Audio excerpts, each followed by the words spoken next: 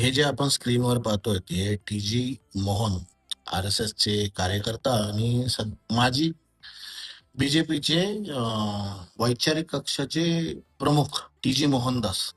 So देशासोबत गद्दारी करणं ही पहिल्यापासून त्यांच्या रक्तामध्ये राहिलेली आहे. याच्यामध्ये नवीन काही नाहीये. सो यांची पहिलं जे वक्तव्य आहे, की जे बोलतायत, की जंतर मंतरमधील सर्व आंदोलकांना मी कर्फ्यू लावून गोळ्या घातल्या असत्या.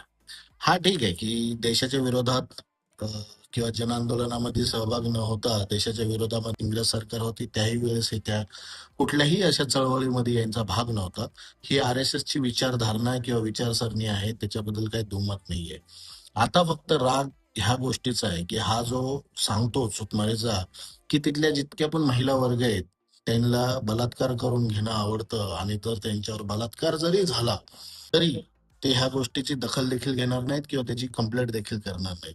ते ही बीजेपीची विचारसरणी आहे, ही आर-एस-एसची विचारसरणी आहे, जे देशाचं सर्टिफिकेट, देशभक्तीचं सर्टिफिकेट देतात, देशाला हिंदुत्वाचं सर्टिफिकेट देतात, हिंदुत्व शिकवतात.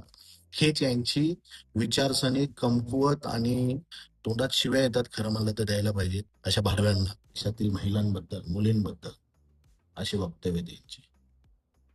ही यांची विचारसरणी आहे. मोहन भागवत सरांना विनंती आहे की यांच्यावर नक्कीच तुम्ही काहीतरी वक्तव्य केलं पाहिजे.